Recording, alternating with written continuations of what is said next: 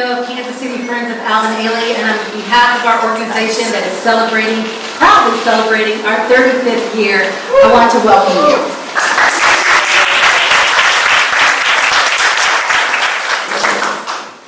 I first want to get some thank yous out because nothing happens without a village. It takes a lot of people to make an event, whether small or huge. It takes a lot of people and a lot of money to make these happen. So first I would like to recognize Spencer Fane, who is our major sponsor for the evening. Spencer Fane, LLC. I'd like to recognize Vivian James from Rainy Day Books, who's been our partner in this event. I'd like to recognize the Unity Temple that has allowed us to have this event in their space, their beautiful space. I'd like to recognize our board of directors, if you could please stand. To be recognized, thank you for all your support.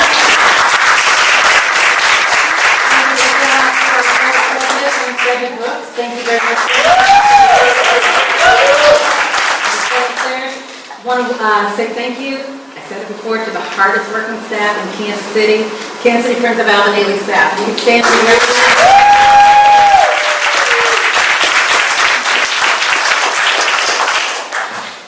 How many of you know that Kansas City Friends of Alvin Ailey has a three-part mission. One, we are a presenter. I think most people probably know us for that. Over the last 35 years, we have proudly brought the Alvin Ailey American Dance Theater, or Ailey 2, one of the two companies to Kansas City every year for the last 35 years. Next, we became an educator, an arts educator. Alvin Ailey thought that arts education and bringing dance to the community was extremely important. And so we currently have a number of arts education programs. In fact, that's probably the biggest part where our resources go into. We are in schools every day during the school year. We have over 100 schools. We have relationships with our talented artistic staff. We'll go into the schools to augment their arts programs. Arts programs have been cut throughout the years. Our teachers are going into those schools and teaching dance every single day of the week. In the evenings, we have an after-school program that's in our dance studio where we're also teaching kids to dance.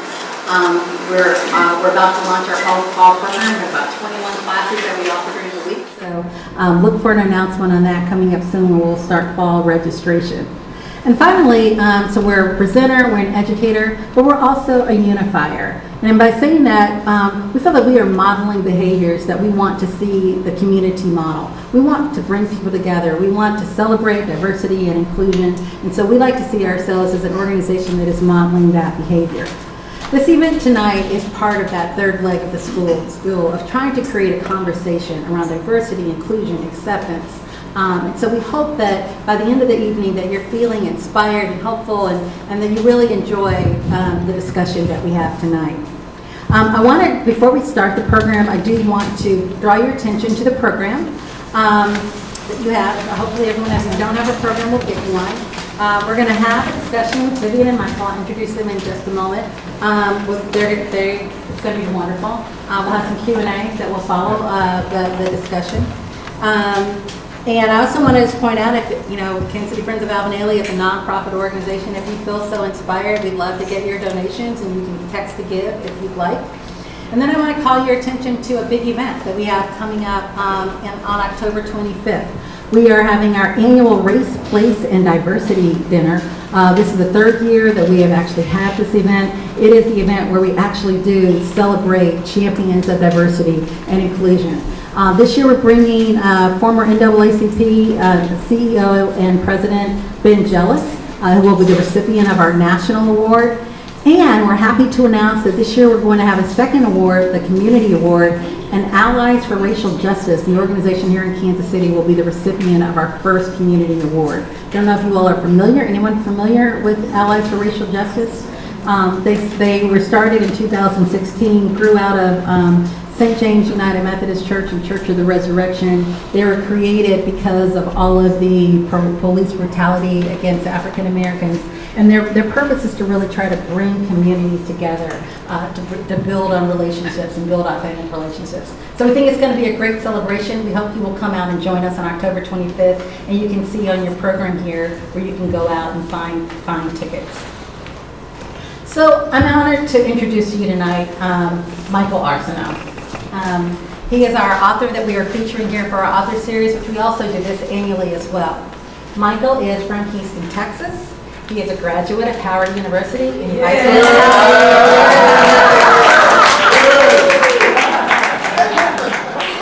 where he studied journalism. He currently lives in Harlem, New York. He is a writer. Of course, he is the author of our book, I Can't Date Jesus, Love, Sex, Family, Race, and Other Reasons I Put My Faith in Beyonce. On Tuesday, there was some really, so if you know, this was a New York Times best-selling book, got 4.5 stars on Amazon, and just this Tuesday, this book was named as in the top 100 books by NPR, as top 100 funny books by NPR.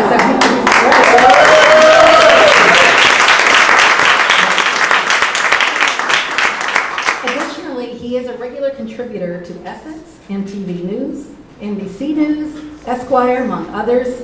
His writing has been featured in the New York Times, the Washington Post, Rolling Stone, Ting, you just name it. His stuff has been there. Wired, BuzzFeed, somebody said something about a Popeyes fried chicken. In the audience, The Guardian, The Atlantic, and another publications. He writes about race, sexuality, politics, religion, and of course, Beyonce. His name is also lent commentary to MSNBC. I mean, this goes on and on. NPR, BET, VH1. This man has accomplished a lot. He's very young, too. And so in 2018, he was named one of the honorees of the Root 100, the Root's annual list of the most influential African Americans ages 25 to 45.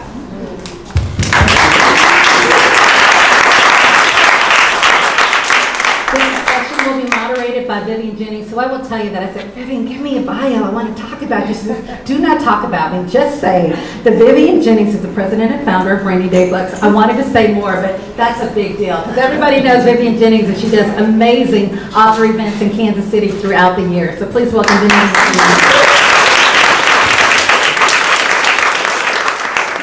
Just one other comment. You know, as we were planning for this event tonight, I was reminded of another black man from Texas who was also gay and creative and ambitious, who also moved to New York City, overcame barriers and challenges, pursued his dreams, and became very successful. His name was Alvin Ailey.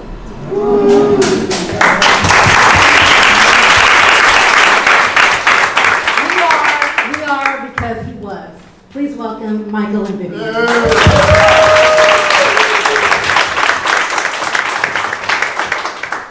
Okay, Michael, but you had a much longer intro than I did. I wouldn't be so like this at a grand deal, but thank you all for having me. Thank you for coming. You know, last night at dinner, you and I talked about the blessing and the curse of creativity.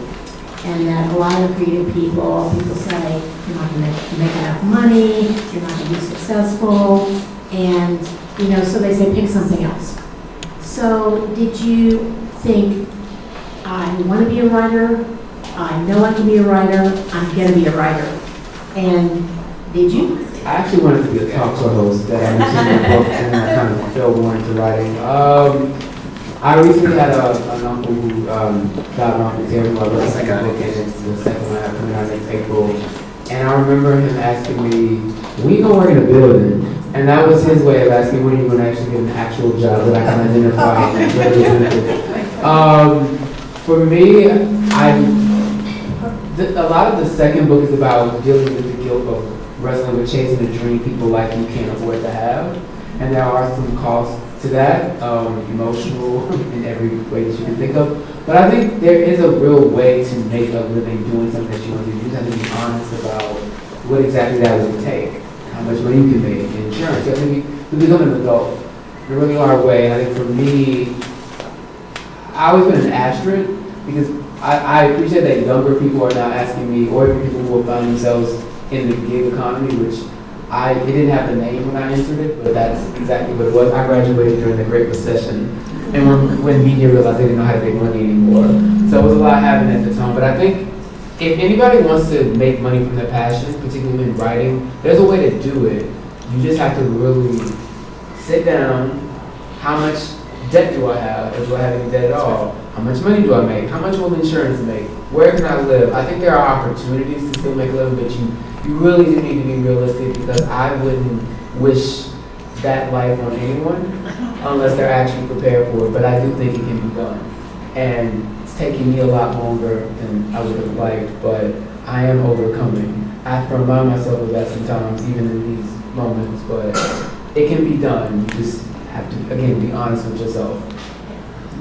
Well, tell them a little bit, they may or may not know about our industry, but tell them a little bit about what it takes to get even to where you are, because it takes a lot, doesn't it? Yes. I don't know if I'm going to say it in any simple way, is that I wanted to be like a lot of the writers that I grew up admiring. It's just what I was told to do. It didn't exist by the time I graduated. So you have to find a way. At this point, it was like, well, my mom said I should have been in finance. My mom also thinks I should have been straight. So by the time I was like, oh, I should have probably went to law school. It felt too late. So it's just like when you find yourself in a situation, so figure it out. So there were no jobs anymore, and so I had to figure out how to create a career. I was putting together contracting, so at least I know I make certain amounts of money a month. And if I have to do something else on the side, I'll do something else on the side. But there are also things that you can do on the side over time that's still within. I don't know if you ever watched that show with Lena Dunham's HBO Girls, but there's this scene where she complains about basically doing ad copy, because a lot of the ads you read now on Facebook or Twitter it's some creative writer who wants to be writing a novel but needs to earn a living. She was complaining about that in the scene. I remember, and I'm like, girl, shut up. It's like basically writing. Sometimes I don't know. I'm not that moralistic about it, but I've written ad copy for alcohol. I've written ad copy for other corporations, like selling whatever. That's how I pay the bills. And I don't feel like I've taken my artistic license away. It's just, no, this is the way it is. Journalism is, we're trying to hold on, but God bless them. But this is actually paying, so do that. I just think, again, like, be realistic. Because I can't go back home. I have to go back home, too. So you'll find a way to make money if you have to. It's just that you can avoid that if you actually make a plan and actually prepare for chaos, because things are changing every day now. Well, you wrote, and you still do write, cultural criticism. So I think you said, I wrote it down, you said, people call and you say, who did something stupid and what can you write about it? Yes. But how do you decide what to accept in that field? Still. I'm good on saying no. I've always been good on saying no. There are some things that I have done, like, I really don't care about this, but I'll make it funny, and I'll literally put in the piece, I don't really like it. It essentially matters to the editor in that respect. My editors trust me to take any, like even the Popeyes chicken sandwich, I didn't realize so many people were going to read that. I literally spent all day going back and forth with one of my editors at Esquire about a Colin Kaepernick piece and him trying to inject himself into my piece and having to gently let him know it doesn't work like that with me. I spent all day on that. Everyone read the chicken piece I wrote in an hour. Did I want to write about Popeyes? I wasn't offended. Some people might have been offended. Like, oh, okay, so if you're aware now, I'm sure, the Popeyes versus Chick-fil-A beef. One of my editors at NBC knows that I'm really good for like quick turnaround on copy. I can form a coherent thought and not embarrass myself. So that's good. So I ordered the chicken sandwich. I sacrificed the calories because I love gay men, but they're mean. I was eating salmon that night. I ordered the chicken sandwich. I wrote about it. It did really well, but I didn't make it silly. It's like sometimes you might be offering something silly, but in this case, I wanted to write about Chick-fil-A and how I actually really like the food. I really like the service. At one point, I did boycott Chick-fil-A. I don't judge anybody generally whether or not you choose to, because I had to kind of weigh it in variables. For me, one irony I always notice, no matter what Chick-fil-A I've been to in any city, is actually some gay boys serving me and being like, my pleasure. I'm like, hey, sis. And then wait, what did I do with the mic? Talking to Oh. if you don't mind. I wrote in the piece, I'm black, gay, I'm not rich, I'm from the South, nobody likes me. But at a certain point, once I found out again that they were still making these contributions to these groups and writing this book and talking to people and still literally in real time meeting young people who are being kicked out of their homes and being told not to be themselves, and LGBTQ violence is soaring under this current administration. So knowing that reality, I made a choice to like, I actually can't anymore. And so I admitted, like, I literally have walked in Chick-fil-A, wanting that sandwich, wanted to test my sugar levels with the sweet tea, and then realizing you can't be in there. So sometimes it's a long-winded way of saying, you figure out how to be yourself and stick to your morals within the situation that you have to deal with. And if I genuinely feel like something is not for me, it would embarrass me, I won't do it. There have been plenty of people, particularly as a gay black man or as anybody who is just an other, a lot of people now, particularly in the digital space or even print media, they want others to essentially kind of slit their wrists and bleed for consumption because people collectively tend to consume otherness in terms of pathology. It's so awful to be you. It was very difficult to sell this book because I wanted to write in a way that was still humorous. So for a lot of people, it was like, oh, you're gay, you're black, your dad was a drunk, your mom's super Catholic, your uncle died, cry more. If I had written, and I love Moonlight, but if I had written Moonlight, I would have gotten a lot more money up front. It would have been as difficult a process. But I actually trusted readers. I felt that, I can be country in Houston and very Gulf Coast, but if it's a good story, people will read to it, which is why I gleefully, as I was telling you last night, I get emails from people in the 70s, nice people who literally write email, I'm a nice white lady, I'm quoting verbatim, or like a Lutheran pastor, or like a 70-year-old black kid that's like gender non-binary. I trusted the reader, so I was willing to say no to a lot of people because I truly believed in myself and what I wanted to do. There is sometimes, a lot of times, a financial risk in that, but there are ways around it. And because there are always better ways to make a dollar. And so I have these loans on my back, and sometimes I have had to like just take it, but I still do it in my way. And I'm fortunate in that people do know whether or not, if you really want me to write a piece, particularly if it's an opinion piece, you're going to get me. And I am going to push back. So I think at this point we have this level of respect, but it can still be very difficult. So I get it.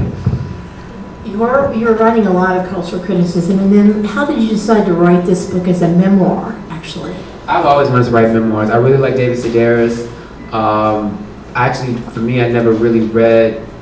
There are a lot of gay black men who have written before me, a lot of black men who have written before me, but I've never really read a book. Like the way David Sedaris and Augustine Burroughs and all these different the way white men get to make fun of their pain. Again, black people, particularly anybody other, it's usually you have to write in terms of pathology. I just did not want to do that. I've always known I wanted to write humorous essays like Sloane Crosley or David Sedaris. I knew that I was able to do it. The challenge was convincing publishers to allow basically a black person to write it in that way. And also not center white people in the story. It was very difficult to convince people that could be a thing, but my editor, who is someone of color, he understood that and he trusted me. And I think together with this book, we're opening people's minds. And it's really nice because I was saying this last night, but it's really true. When you write a book proposal, it's half creative vision, it's also literally business end. You have to mention what books are on the market, how yours is different, how is it like. Before time, Hot Coates made it really big. I actually bought his first book. I put it in my original book proposal. I had a black person tell me, "We'll take that out." Who white people, but we were telling that. It's that. But now, because of my book and what it has done, and I'm still, please keep telling people to buy it, but because of me, people have already gotten better first book deals than I did. And I don't look at it as just a bitterness. It's like I took that sacrifice knowing that I didn't want anybody to have it as hard as I have or other people I know still have it. So yeah, it's tough. It's tough. So that was kind of the genesis of the book, but did you, from what you said, did you also intend to do this as a memoir, sort of a coming of age story as well? Yes. I have a very, I really wanted to go to like 25. So I'm 35 now. So this is 10 years. I had a vision for what my life was supposed to be professionally. It was getting people in the position to help me do that, convince them. So for me, I wanted to write about this very particular point in my life where I write about, we're all, and not all of us, but most of us are taught in some way who we are before we actually get to formulate that opinion on our own. We're conditioned to think how ways are certain to be. I wanted to talk about that from the space of sexuality. In my second book, I want to talk a lot about the economic realities. Like, it's one thing to know who you are, it's also expensive to be happy. Or it can be expensive. So that's a continuation. And I have an idea for what I want the third book to be. I had this kind of planned out, particularly as the first two books. But I knew it, I can't say if I only ever get one book, if I only ever got one opportunity, that's the book I wanted to write, because that's what I felt, for me, I wish I had growing up. I knew I wanted to do this. It had a little bit of a different form when I first tried to sell it. It might have been actually a lot angrier of a book towards my parents, towards religion. So the time that it took too long, in my opinion, to sell it, I did mellow out. So this is the book that it needed to be, ultimately, by the time it came out. And it took you 5 years to write, was that right? Or No, 5 years to sell? Oh, it took more than 5. Really? There was a book, I'm just quoting, like, there was Helena Andrews, this woman, she's not the Washington Post, she's a columnist there, but she wrote a book called Bitches the New Black in 2009. The book in a lot of ways was ahead of its time. It was optioned by Shonda Rhimes before really black people were starting to get TV production deal, like all that again. And the book was at a time when a lot of black authors were just not really being released unless you were famous, or Steve Harvey specifically. So the book was a little bit ahead of its time, but it was really, really funny. It was in the style that I wanted to write. So when I met her, she was very nice enough to show me the proposal. A lot of publishing, it's just, they're not people that look like me, so I don't know what to expect. I don't know what things look like. She was kind enough to show me her proposal. And so since 2010 at least, I have been trying. And it got more serious maybe in 2015. I would get very polite no's. Everyone would say, "You're so great. It's kind of like you're cute, but I don't want to do anything with you." And it was this idea that basically I was niche. That's the word I just kept hearing. People have very creative ways to say, "Yeah, I like you, but who gonna buy it, beloved? Like, I don't see it." And so that was the challenge. But I know since 2010, like, what this book is, it like life happened, so a lot of it changed, but the central themes and what I wanted to convey and what I wanted people to feel, I've known it for a really long time. It really was about convincing other people. Even my agent now, he told me no. It was very gentle, polite, thorough no. I was like, well, if you like all of this, why is it no? And then what happens, I just left the proposal alone, and again, be realistic and be honest. They wanted to see me more on certain types of white publications. So I'm like, okay, so now I'll be in the New York Times Magazine, Gawker before it ended. I'll be in that. I'll write the essays that I want to be in the book, to see them live online, so you can feel more comfortable. My editor, my agent, when we met, he said, I think I made a mistake with you.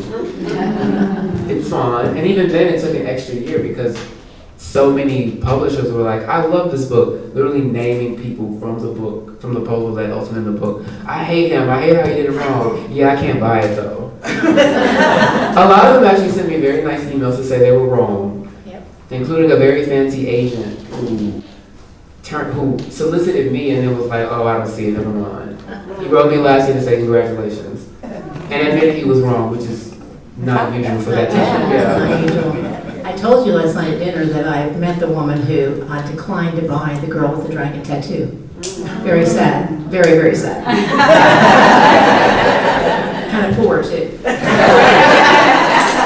So, talking about, you just mentioned something about the new black, and I read one of your pieces, by the way. I read many of your pieces, but this was interesting because you wrote a piece, and I read the link to it, but it was I think it was in the cynical ones, but you talked about where Pharrell Williams talked him writing about the new black and describing him as the new black. And can you tell him a little bit about what you shared with that? Because it was very interesting. Oh, that was a long time ago. I'm trying to, because I consume too much information. I just remember that was more of a post-racial in their mind. I think essentially when you're really, really rich, you can be devoid of reality. And there are certain people who are very, very rich who forget, everybody's black, and then some people think, oh, I'm rich. And I think since then we've learned, you're still black. I love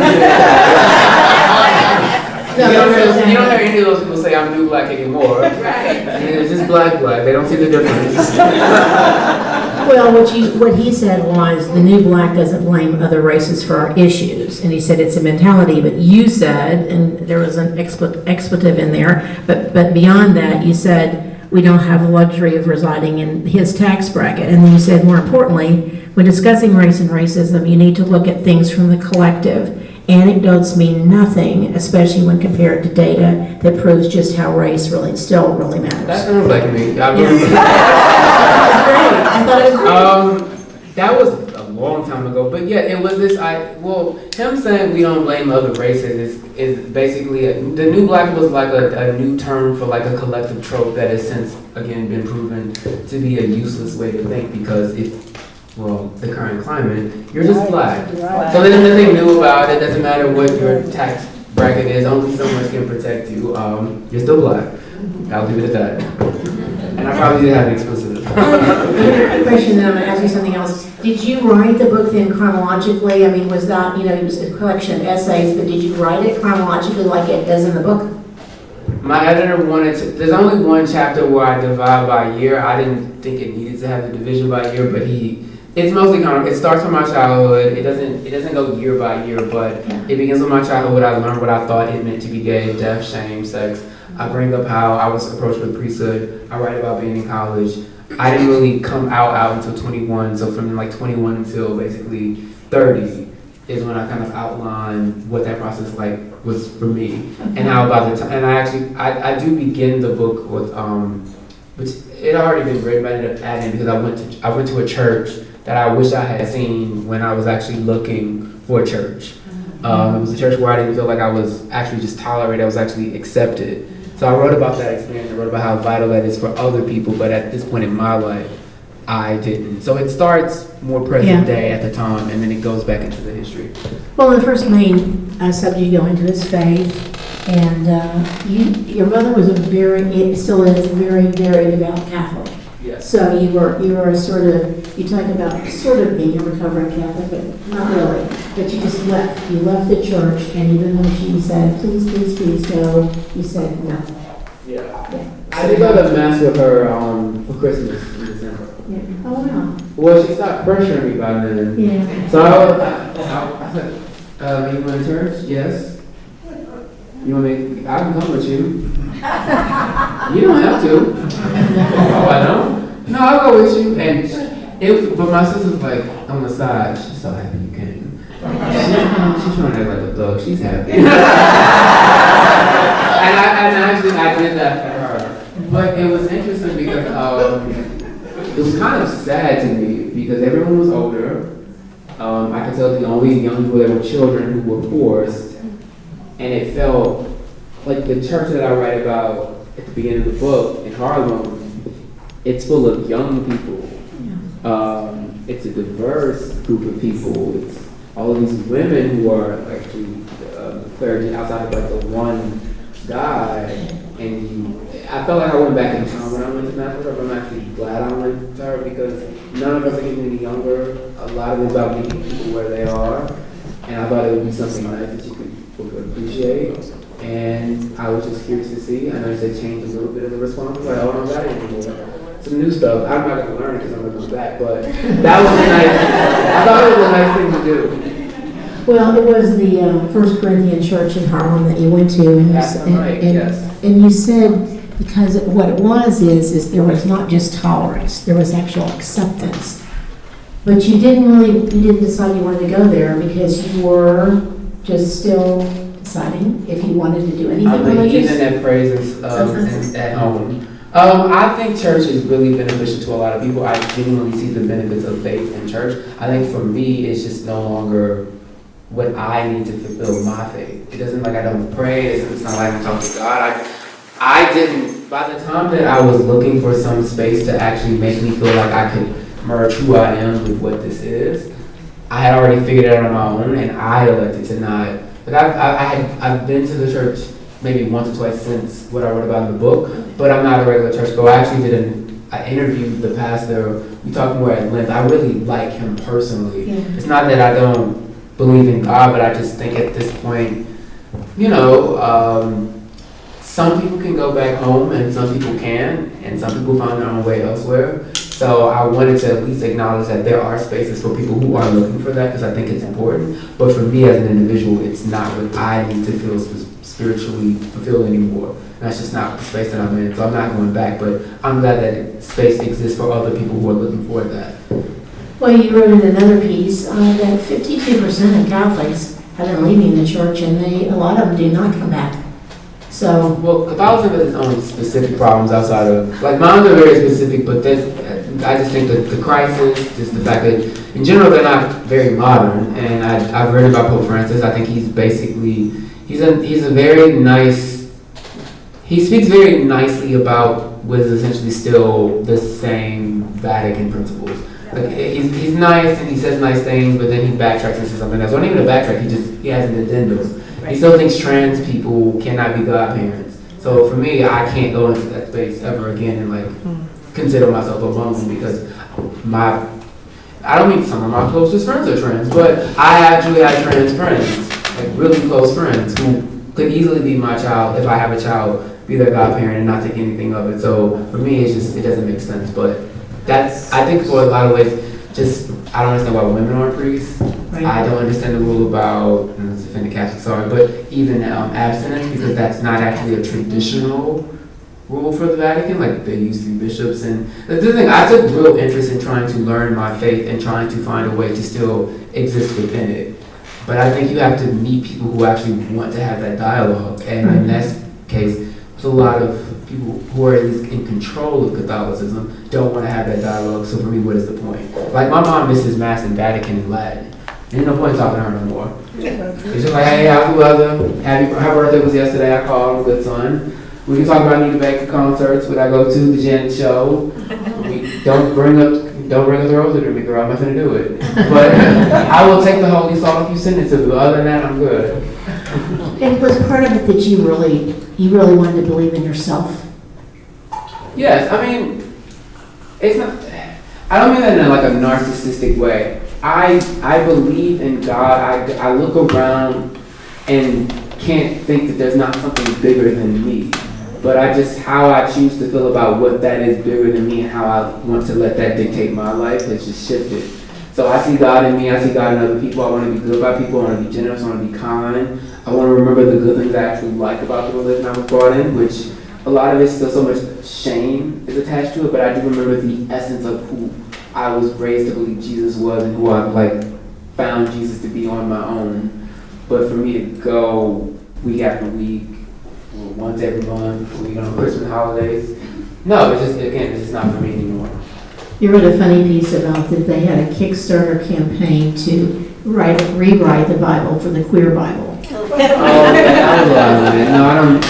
I actually think there should be real interrogation of the 6 texts in the Bible and context and all of the things. The documentary for the Bible Tells Me So. Matthew Vaughn wrote this great book about basically really doing the work. I think there are a lot of theologians who have done the work. Even the Pastor Michael I mentioned, 1 Corinthians, he's not a biblical literist of convenience. He is very much a theologian, a scholar. Like we had a really great conversation about some of those very texts. Like he understood where I was coming from. Right. It's just about some people like me might already be lost in terms of going back. But I love that he's doing the work to bring other people in. That's why I'm respectful even. The church folks still like me, I get it. Another thing that's on the cover of the book that you write about is love. And so you wrote another piece I read, and you said, when love isn't enough. Oh, that was about the Parkland shooting fail, yes. But you talk about what really is love, and that it's not what people normally explain, how people normally explain it. Well, the point of that piece was that whenever something happens, particularly like to gay people in that case like that, the club shooting is at Parkland, I messed it up, sorry, but in Orlando and Post, is that people usually say love is love. In that instance, that wasn't really love. It was a person who might have been struggling with their own things, who saw 2 gay men kissing and saw sex. Most of the visceral reaction to homosexuality is not about 2 people loving each other. It's about sex, and that you think the sexual acts in question are just so demonstrous and so not of God that it repulses you, and and you react so vitriolically that you kill people. And so saying love in that context really wasn't enough because it was a club. People were like going off, they were bobbing and moving thought. Like that's fine. I'm just like do what you want to do. But saying love all the time is to me the problem is that you're kind of just putting a nice blanket over what is essentially the crux of at least one aspect of homophobia is that you literally think it is repulsive. And it's not necessarily my choice to convince you otherwise, but when you talk about how you consume a lot of queer people, you don't really you see sex everywhere in terms of straight people, but in this country, we don't have sex education, so people don't even know what to do with their bodies. You see people have sex, but it's very much in the image of how men, straight, cisgendered men, want to consume sexuality. And it's all about like the male gaze, particularly when you see the most explicit examples, and not even explicit, but just actually seeing two people of the same gender have like these sex scenes, it's usually women still playing into a male fantasy. So the lack of seeing like it's one of those like I know people use nudity as a crutch to some extent, but I think in this instance, like the fact that you don't see male penises, but you see women's body parts all the time on HBO, that's the show Euphoria. It's important that you actually see things because if you're gonna like subject women to that, why not men? Because you're working only within the male gaze, so that you don't see men kiss each other really on TV or have sex or do these things. That causes people like that to only further lean into this idea that it must be so repulsive. There's nothing wrong with writing about sex. There's nothing wrong with talking about sexuality. It's sold to us all the time anyway. It's used to shame us, but it's especially true if you're queer. So for me, when that happened, when I was hearing all people say love is love, and when I read about the guy that he was so just offended by literally at the sight of two men kissing, I'm like, love is not going to convince somebody like that. Right. It's also about gun control, but at the same time, it's like, no, he literally just thinks just the two idea of two men. All he sees is sex, and he's repulsed. It doesn't matter if you put a lovely bow around it. It's not a Mariah Carey song. That's not what he hears. He hears something else. Well, this is what he wrote too. He said, you said, I love an early 90s ballad from Mariah Carey and Celine Dion too, but love does not always win. Love is not always enough, although love is beautiful and has severe limitations. And part of what you said too was that love is not always about romance. No, it's about pleasure and passion, and people should be allowed to have that without worrying about someone will shoot you in a nightclub. Because you have pleasure differently. And now that still was the crux of the issue, which is why I just think, because unfortunately something probably will happen again because that's just happening in this country right now. But people will say love is love, and that's not the band-aid that you think it is. It's just something nice to say, but what does it actually mean, and what does it really mean to people who are actually impacted by that on a more personal level? Oh yeah, let's talk about family. That's another one that's on the cover. So you wrote, life is complicated, and in my family, the complication is my sexuality. They love me, but they don't feel comfortable asking about it. So talk to us about your family and more about that. Now this one is my mom. I mean, my dad doesn't ask about it either, but I don't know. Honestly, if I were straight, I'd probably not really talk to my parents a lot about dating and relationships. I think their relationship alone, as I write the book, is kind of like puzzling in of itself. And I didn't grow up, my parents are married, but I don't know why they're still married. All of this are divorced. Most people I grew up around were not married or they were already divorced. So like divorce is so common. So I never really romanticized marriage in that way. In relationships, I'm grateful to be here, but also saw through my parents, there are two people who literally come from damaged situations who didn't want to have this family, but because of the customs of the time were married, and because of the economy, probably stayed together and just kind of ended up in this situation that they didn't even want because they had sex. And it caused a lot to raise a child. So that's part of it, but the rest of my family, they don't care. My sister was a little, at first, she might have thought it, but she's like, I remember when I graduated, she came to the graduation, we went out, and she was telling my brother, who's also gay, I just don't understand, girls, all these pretty girls like him. I'm like, and then I was like, girl, I'm gay, that's why, what are you talking about? Now she'll ask. My mom, when I asked about my aunts, her sisters, my mom is a very she's a lovely person. I'm obsessed with my mom, but she's a little bitty person, but she's menacing and terrorizing to a lot of people. So her sisters are afraid of her. So on the side one Christmas, like 2-3 years ago, one of my aunts, are you seeing anybody? You're so handsome.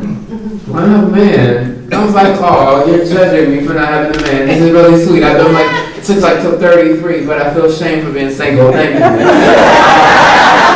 One of my younger cousins asked it in a much blunter way the year before. I can't quote that here, but and then when I told my aunt, she was like, well, that's what I really meant, but your mom was right over there. Couldn't say it. So they're fine. Like my nieces, they don't care. Actually, my 11-year-old niece, she just turned 11 last month.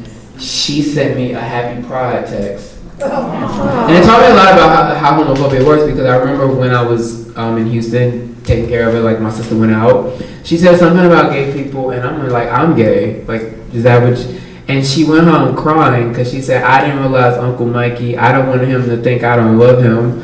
So that taught her something, but she heard that from school. She didn't hear that from like my mom, she didn't hear it from my sister, she heard it at school. So that was that's how you're introduced to it. But since then, she was actually the first family member to ever tell me Happy Pride. Yeah, and she was very proud. She was like, she told my sister, because she called me out, because I don't want to offend Mikey, I just want to tell him because I just want to know I love him, because I know I messed up before. So that's sweet. But my actual family, they're fine. It's just my mom. My dad is a plot twist. I mentioned in the book. He's like, he looks like Cat Williams.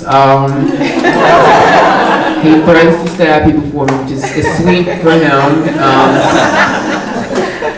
He actually cares less about being gay than my mom does, because someone from his side of the family tried to expose me to him, and I found out through my sister that he was taking up for me and my brother. So that was nice, because I was like, that old thug said that. That's progressive. Yes, Cat Williams don't know how to use a computer. That smartphone confuses him. Definitely from the country. Doesn't really care if I'm gay. It's literally just my mom. And yet at your Uncle Daniel's funeral, he was different. So do you think he was involved? Well, it was interesting because I write about in the book. My sister's 9 years older than me. I had a brother before who died. My mom wasn't actually supposed to have more children. She had me and my brother. She had very difficult pregnancies with each of us. So my Uncle Daniel, I found out before I was born, lived at my mom and dad's house. My dad and my Uncle Daniel were very close. What happened was what usually happens with my father. He was angry. He doesn't know how to process his emotions. He was drunk. He lashed out. He said a lot of awful things. But then when I was actually writing the book and talking to my sister, she said she didn't remember at first, and then she called me like weeks later and said, no, and then gave me a bit of a, I wouldn't say he was out like, yeah, show me who your boyfriend is, but it was his brother. And so he loved his brother. And I think when my uncle died, he was a heroin addict. He didn't know how to process the loss. He went where sometimes people go to the easiest thing that he could pick apart, and that was that. We never really talked about it because my dad doesn't talk about that kind of stuff. I gotta meet people where they at. So I realized it was him being angry. But my dad says a lot of things in anger, and especially if you're a child, they just follow you. So that's all I knew. I never got the context because he doesn't bring him up. My sister had to tell me. If my sister hadn't told me that, that would be my only memory. So, yes. Well, 5 more minutes? For minute Q&A. Okay. Okay, so, but what that is, and you wrote about this a while ago, is that even though the love is limited, and there may be some structure to it, and but still, you wrote a piece that said, if you have family, and if you have the love of those people, even though there's some conditions to it, be glad. Be glad. Yes, but I added a caveat, like, for me, I am not telling anybody how to navigate that situation, because it really does begin case by case, and it's one thing to read my story, it's another to actually live yours. I made the choice of trying to maintain some relationship with my family but I will say, I'm still at the point now, if I meet someone and my mother's that resentful of it and all those things, then that's ultimately the choice she will have to make, not me. Right. For me, I wanted to meet my mom where she was, but also, again, I come with a lot of, it's a very traumatic house, even if I weren't gay. I have certain feelings and allegiances beyond just being family, just like we all lived through this experience together. And so I still want to maintain some of it because ultimately you're still my mom. However, I did already make peace with the reality, like, you might not have to really be in my life. And I think for my mom, we don't really talk about it in that term, but I think she got that. Because I am the only one that left. I am the only one that will keep, I don't have to go back. And I think also at this point, she realizes, because I don't want to make my mom a villain, because I think I write in the book my mom genuinely believes what she believes. She's not someone that's like, oh, this ain't right, and then she's living a hypocritical life. She is really much who she says she is and what she believes. She genuinely thinks she's trying to save my soul, but she doesn't understand it's like what she thinks is saving my soul in the afterlife makes my life horrible now. I can't close who I am to make you feel better about where you think I might be going, which I don't even agree with you with. And again, I left it in her court. We don't have to talk about it, but at some point reality is reality. If I finally get a man to marry somebody, she'll have a choice to make. My nieces will be there, my sister will be there. I think probably my dad will be there. Just have to keep him in the back. It will be her choice what she wants to do. But I've already made peace with how this goes either way. In the meanwhile, I'm going to enjoy my mom as much as she can. Because again, I recently just lost my uncle. It's hit me a lot heavier than I thought it would. And none of us are getting younger. Anything can happen. I've lost people who are much younger, who are friends. You just don't know, so I try to keep that door open. But if I have to close it, or at least kind of create distance, I will do what I need to do because ultimately I need to be happy. I can't live for anybody else, including for the person who gave me life. Well, and Eleanor Roosevelt has a saying I really like, and what it is it's like, yesterday is history, tomorrow is a mystery. Today is a gift. That's why they call it the present. And I think that's kind of how you ended the book, in a way, isn't it? Yeah, because I think I didn't want to give some fake happy ending. I'm not fake, but some people might have a happy ending, but I don't know where life is going to go, but I don't think a coming age story has to end with like, oh, I ended up with a dude, and we got married, and we have 2.5 kids, and we did all this. No, I don't know what's going to happen with my mother, but I know I'm going to be okay. I don't know what's going to happen with my dad, but I know I'm going to be okay. I worry about how certain parts of my life will look like in the future, but you know what? I'm very content with who I am in this moment, where right now, and no matter what happens. I know who I am, I love who I am, I'm comfortable with who I am, and I'm willing to do whatever I need to do to remain happy, being honest and truest to myself. And I think that's the bigger takeaway because I don't know, again, I don't know what happens tomorrow, but I know in this moment, I'm being who I'm supposed to be, and I'm actively trying to be less afraid of what people told me what that meant. I can't keep staying in the past because I love my, but a lot of them are still there. And I might never get closure about certain things, but I can at least make peace with the stuff that I can't get actual closure with. It's all about just making sure each day I wake up, I'm just trying to be better than I was the next day and just continue to be who I am, and hopefully I'll get these student loans off my back and we're all gonna stay there.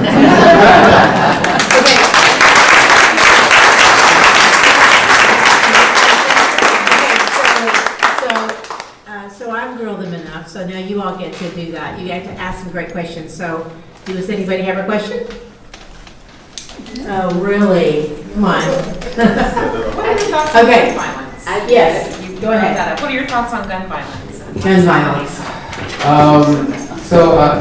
If all goes to plan, there are certain things I wanted to do with this book, but I wanted, because I remember when I wanted to go on a date at a gun range in New York, and then I was like, oh, you can't really do that there, like it's Texas. I get gun culture, but I would like to say it's so many people dying, you can't possibly think you need that level of weaponry in your arsenal. You can't possibly think at this point you can actually spend millions to look after the real culprits of most of the terrorism in this place, like that are white supremacists. My thought is like, I don't want to sound like a pundit, but come on, like literally, come on. Like it should not be that easy to get a gun. I would love to still go on a date at a gun range. I think it's romantic in a very Texan way. But at the same time, I don't think every person on the planet needs to have something that like my cousin used in Afghanistan or in Iraq. It doesn't make sense to me. And I don't like at any moment any one of us could die, and it could be very much plausible.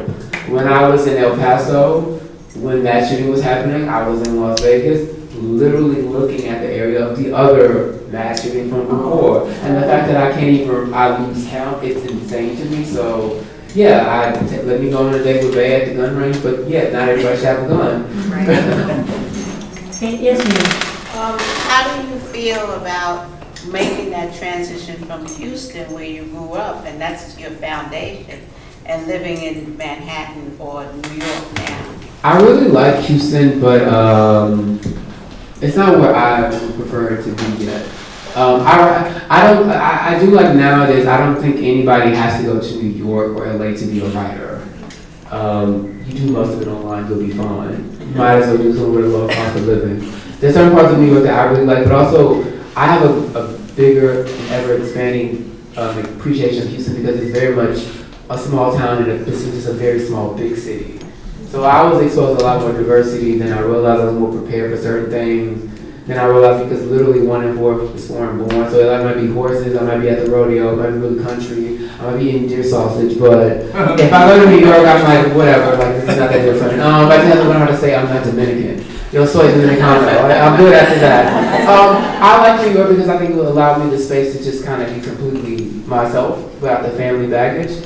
I love Houston, it's just, it's usually hard to go home. Because nothing has changed, at least from how as I see it. But even with Houston, I'm learning a lot about, I saw Houston through a very specific lens because I come from a very specific class. And so a lot of what was there did not exist or was never for me. So it's interesting to go back now. I really do like Houston. I think it's a really great place. If I could make the living I would want to make there, no, I actually still wouldn't move back. I love my family, but it's too much. But no, New York was a nice chain. And so when I go back to Houston, like I appreciate both for what each is. I really am passionate about Houston, but yes, it's not there yet. And it's hot. I can't do that somehow. It is very hot, yes. How and when did you know that you had this writing talent, and were you encouraged or discouraged because they say writers don't make any money? Everyone's actually wanted me to be a politician, which, no. Maybe when I'm like 60 and 70, I'll like run for Senate or something. But no. I always knew I liked to read.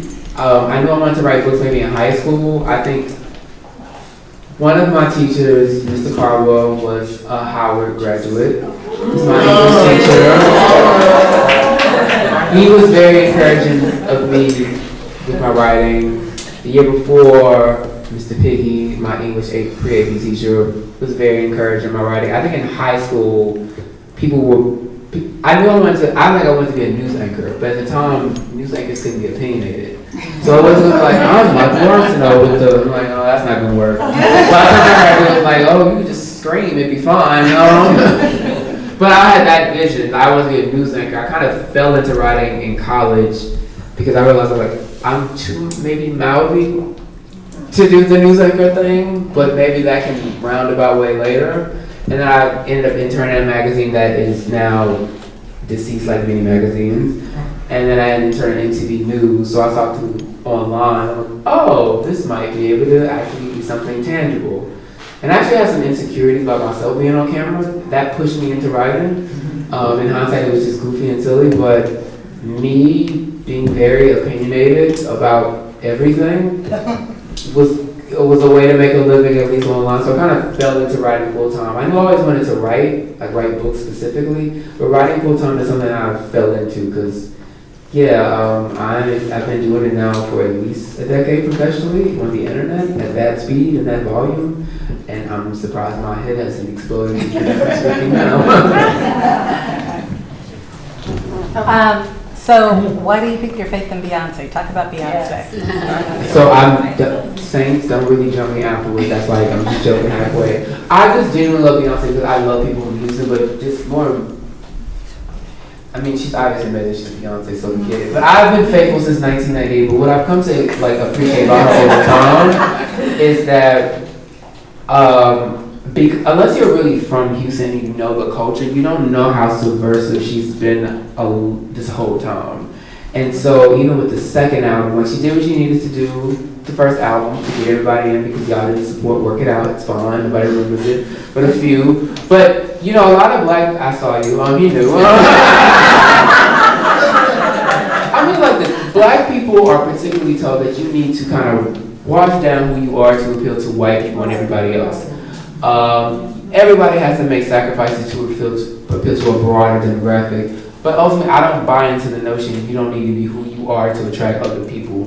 And to the point about being subversive is like, when I heard BCD, I'm like, oh, these are New Orleans bound songs that used to play on 97.9 The Box in Houston. That's very much Texas, Louisiana, like all of my family's from Louisiana. Like the way she was rapping on certain songs, I'm like, oh, that's the South. So it's just very intricate, very Houston. I don't know if people even knew what they were doing, but she took control. She made something great in 2 weeks, and she made something so black. I think she gets a lot of credit now for like the Black Panthers imagery, like a lot of the other stuff, which is more kind of like intellectual, which I get and respect, and I think that's valid. But I also think there's something really pro-black about being your country black self and not chasing the masses, having the masses meet you where you are. I didn't take a lot of this book.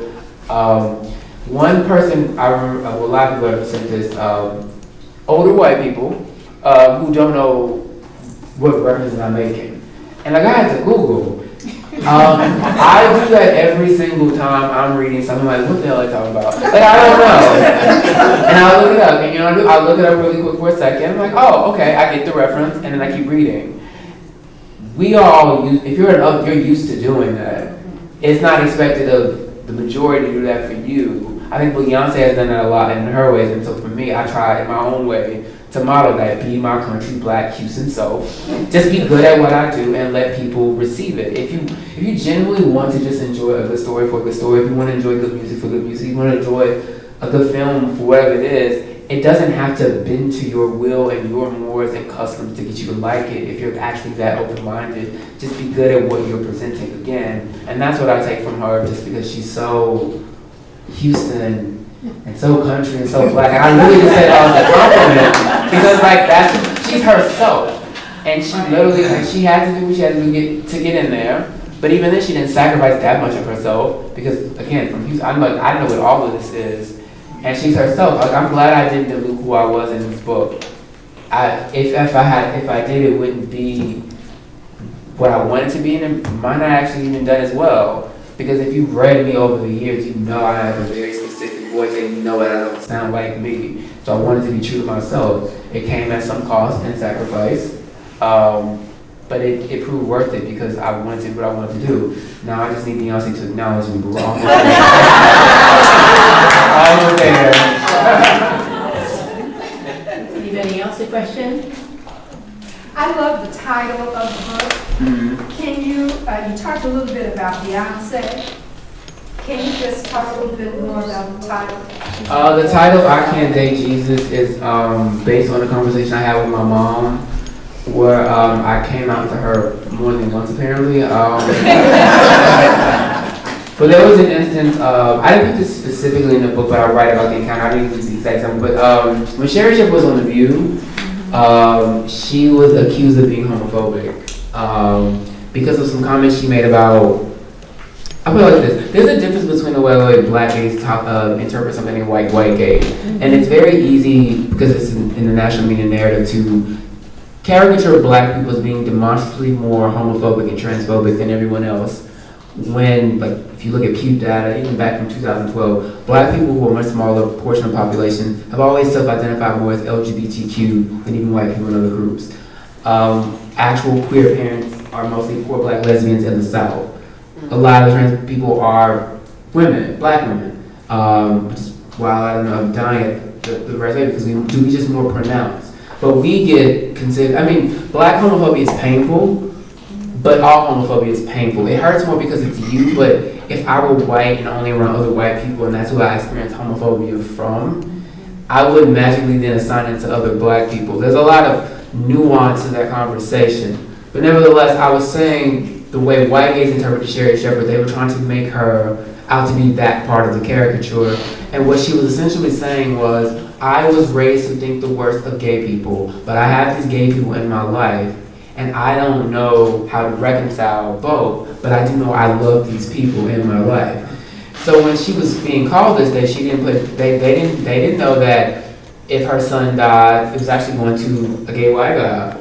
That was who would take care of her son. That's who she trusted most about anybody else before even, well, she don't like the man she's married, she jokes about it, but, and I wrote something, understand that, because I'm like, oh, you're like my mom, but not my mom when she actually wants to have the conversation. We ended up having like a nice conversation about it. Sherry reached out to me, was trying to relay this to my mom, because I wrote something in essence, and it's very different when we write something on the internet and when it's in like the essence.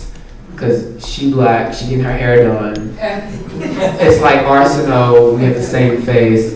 They're gonna know we can. So I warned her, and I actually made the mistake of giving her permission to think it required a warning, because that gave the insinuation that there was something wrong with it. So I made the mistake of doing that, and it won't happen again. But while we're having the conversation, Catholics are interesting, because she's a nurse and she's Catholic. So she's like, I know you're born gay. I know you can't help it. It's just, if you have sex and you get hit by a bus, I don't know where you're going. And I was like, well, girl, I can't think, Jesus, what you want me to do? And that's the little title. So, I want to just read you all this, because this is kind of, I think, this is what he says about the book, and I think it's really true. This book is about unlearning every damaging thing I've seen and heard about my identity, and allowing myself the space to figure out who I am and what that means on my terms. And I think that pretty much says it all. Do you agree? Yes, it does. Yeah. Okay, let's give him a hand then.